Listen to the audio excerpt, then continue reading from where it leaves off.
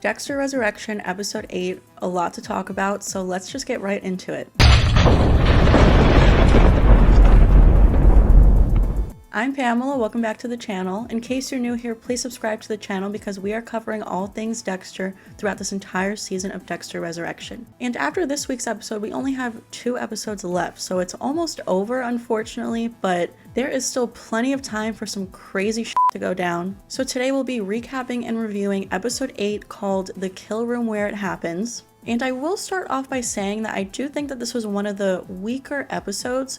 Don't get me wrong, it was still a great episode. There were still a lot of great moments throughout the entire thing, but it just wasn't one of the crazier episodes of the season, and that's perfectly fine. Not every episode can be the absolute craziest, especially considering within this timeline there's only been 2 weeks. So not every single day in Dexter's life is going to be like the craziest day. So this definitely wasn't my favorite episode of the season, but the ending of this episode was pretty crazy. So this episode opens up with Angel looking at his wall where he has all of these images and like newspaper clippings about Dexter and Harrison. He's trying to solve this case. And he's doing a voice recording into his phone and he's talking about how he placed a tracer in his car. In the previous episode, he placed his AirPods in Dexter's car so that he could track him. And Angel says Dexter is a man of routine. He frequents 2 different diners and a Cuban restaurant, and he intends to know any anomalies in his routine. So then Dexter is driving his car and he's deleting his contacts of everyone that he's killed so far,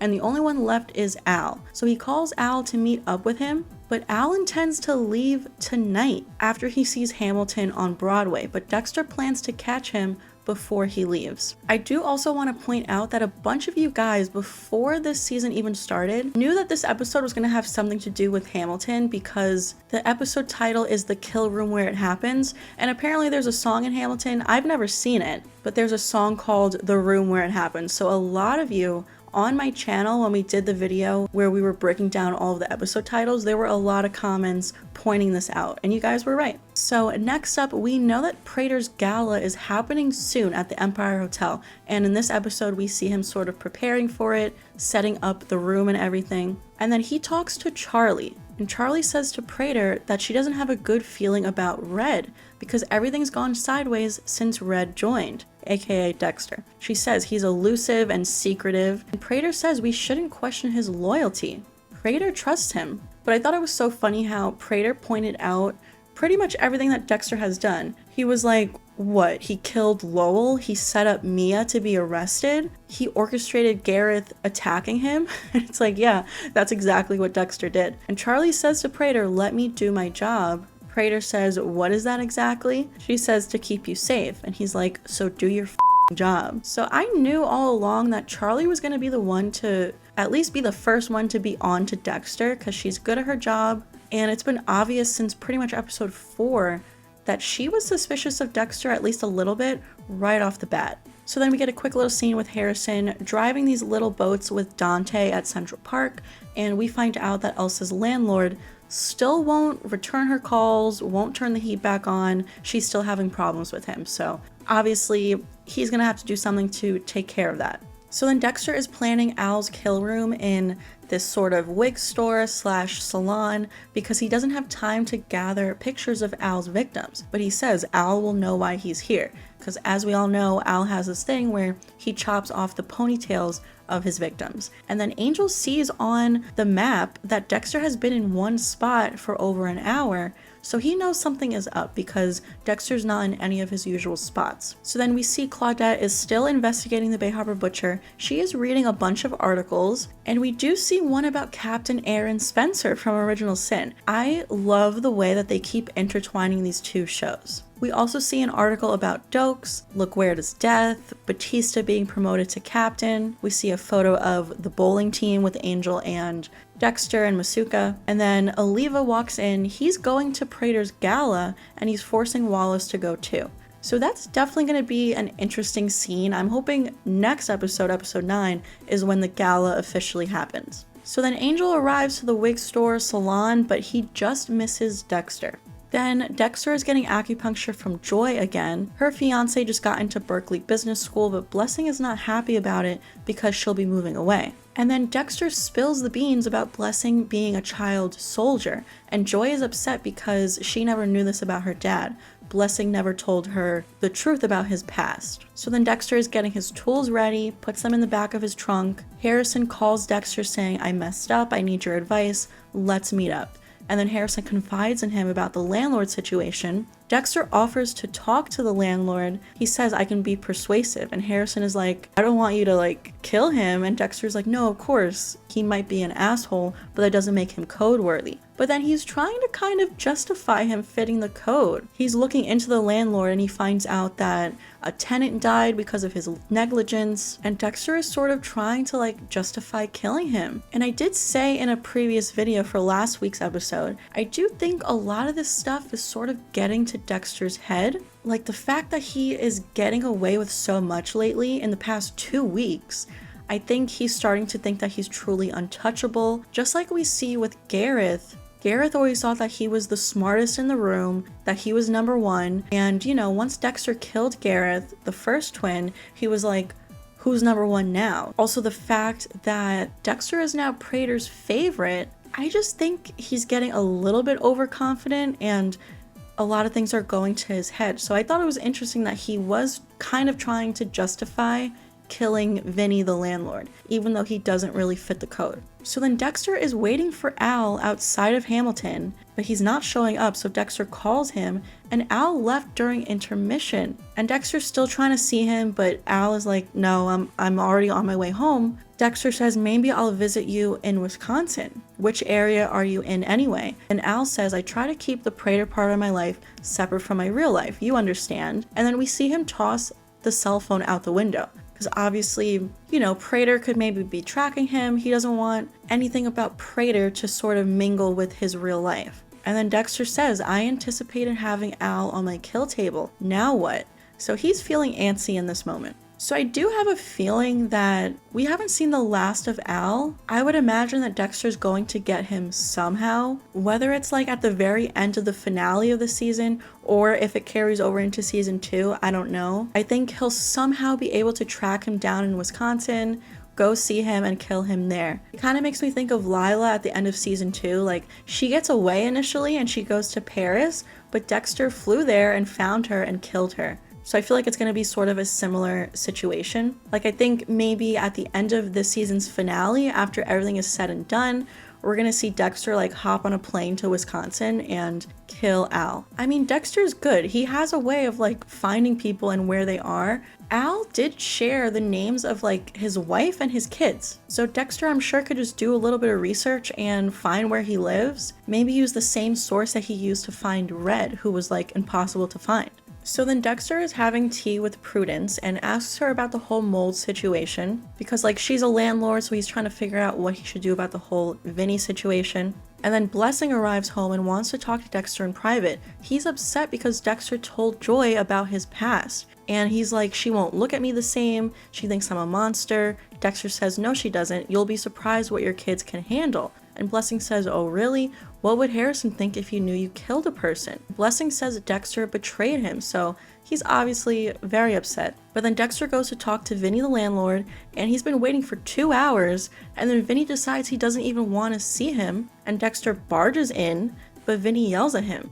This guy is a real asshole, and then Dexter says, "Harrison showed incredible restraint not killing this guy. Hopefully I can be like my son." And at this point, I'm questioning, is Dexter really gonna kill this guy? So then Harrison goes by the college again, sees Gigi, the girl that he met in the previous episode, and he asks her out and they plan to go dancing tonight. And then Dexter grabs Vinnie as he's walking down the street and injects him with M99 and throws him in his trunk while he's wearing the pantyhose on his head. And someone walks by and has the potential to see what Dexter's doing, but just keeps on walking by and doesn't even pay any attention to Dexter. And Dexter says, "I love New York." Because it's so true. New Yorkers don't pay any attention. We will literally just mind our business and not look at what you're doing. And then Dexter says there's a silver lining to Al leaving. Now I have somewhere to take the landlord. And then they focus on the fact that Angel's AirPods are still in the car. So Harrison and Gigi go dancing. She's upset because she says her nerve damage from her accident is permanent, so she'd never make it through the academy. Her dream was to be a detective. But Harrison mentions how his dad was a blood spatter analyst and he put away a ton of criminals without ever putting on a uniform. So he says to Gigi, you have options. And then we see these two hook up, and honestly, I'm loving these two. I really am enjoying the chemistry between Harrison and Gigi. So then Vinnie is on Dexter's table. Clearly I was wrong in my prediction of him being successful this episode, killing Al. When I did my episode 8 promo breakdown, I was honestly wrong about pretty much everything, but honestly, that's so exciting to me. Like the way that they set up these promos, I feel like it teases just enough without actually giving away what's really going to happen. They really are keeping us on our toes. And then we see Batista show up, and I'm freaking out at this point. Like, what is gonna happen? Is Batista actually gonna walk in and see what Dexter's doing? Dexter threatens Vinnie, but he lets him loose because he hears someone coming into the store, and Dexter manages to escape in time. Batista sees all of the plastic wrap and obviously was following Dexter on the tracer, so he knows that this was the work of Dexter. And then Batista calls Wallace. He says, I found the proof I was looking for, that the Bay Harbor Butcher is still active and still killing. Let me forward you the address and you can see for yourself. And then Dexter says, how the hell did Batista find me?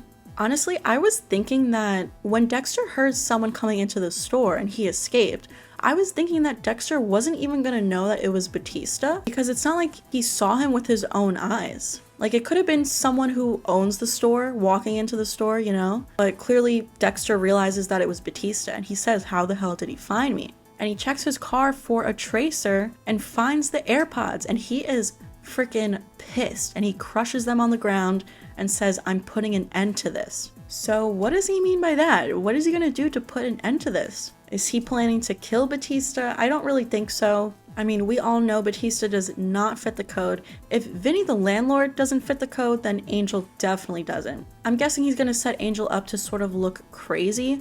Like, he already started planting the seeds with that in the previous episode when he was talking to Wallace, and just the way he set up people in the past, like Dokes and LaGuerta, to sort of look like they're crazy. So then Wallace and Oliva show up to the wig store, and they're like, where's the body? Who freed the victim? Did you see him?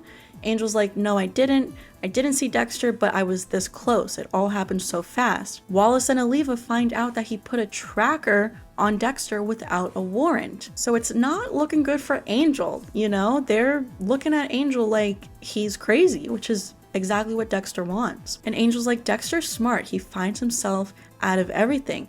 What do you think? I put all this plastic up myself? And Wallace says, strange that you should say that. So then Harrison wakes up with Gigi. They leave the hotel. They're sort of messing around in the elevator again. Like, she has this thing where she always messes with Harrison and is kind of like sarcastic and jokes around. And like I said earlier, I'm just really liking these two. I think they have great chemistry, and I'm hoping that they can sort of date for a while. So then Dexter's back at home. He's worried that Angel could be heading to his home with the NYPD, and he says he won't let go. He's never gonna give up. And then, oh my god, Detective Wallace calls Quinn. So we have our second Joey Quinn scene of this season, which I just love. I love that they're including him. This is everything that Dexter New Blood was lacking. We knew from a trailer that we were going to get this scene, but we just didn't know exactly when. And when we saw in the trailer that Quinn was on the phone, I was assuming that he was going to be on the phone with Angel. So this is kind of insane that it was Detective Wallace. And she asks him about the Bay Harbor Butcher, and Quinn is like shook and says, did you just say the Bay Harbor Butcher? That case has been closed for years. And Wallace says, I met your captain who is actively pursuing it. And Wallace finds out that Angel is retired. She had no idea. So once again, this is not good for Angel. Like, he's looking crazy as it is. The fact that he is not actively on the force, this is not good for him. So then Harrison and Dexter are eating dinner together, and Vinnie the landlord listened to Dexter, and Harrison is happy about it. And Harrison says to Dexter, like, you scared him, didn't you? Honestly, I'm loving Harrison this season. I think he's so cute at times. Like, just the way that he is with Dexter, I've said before, I'm so happy that Harrison is like embracing Dexter, isn't upset with him for being who he is, and is just being really understanding. And then the absolute craziest part of this episode, in the last 2 minutes, Prater shows up while they're eating dinner. I'm absolutely losing my mind at this point. And Prater says, "Red, I didn't know you have a son." This was absolutely insane. Like, I literally shot up out of bed as I was watching this scene, and I am really looking forward to next week's episode. Like, how is all of this going to play out? I think Prater's going to start to believe Charlie and her doubts about Dexter, but this is going to be so interesting. We know from one of the trailers of what to expect coming up on this season. There's going to be a scene with Harrison and Charlie where she has a gun pointed at him, so I'm very intrigued to see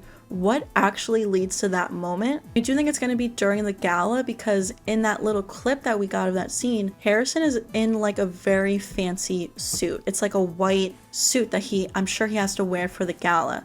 I'm hoping that the gala is next week, episode 9. Next week's episode is the penultimate episode, and in my experience with shows in the past, sometimes the penultimate episode is like way more insane than the finale. So I have high hopes for the next 2 episodes. I think it's going to be absolutely insane. Also, the fact that this week's episode was a little on the calmer side, like it wasn't as crazy as past episodes. I think this was just kind of like the calm before the storm, and next week's going to be insane. And I can't believe Quinn is essentially helping to make Batista look crazy. It really makes me scared for Angel and what's going to happen to him.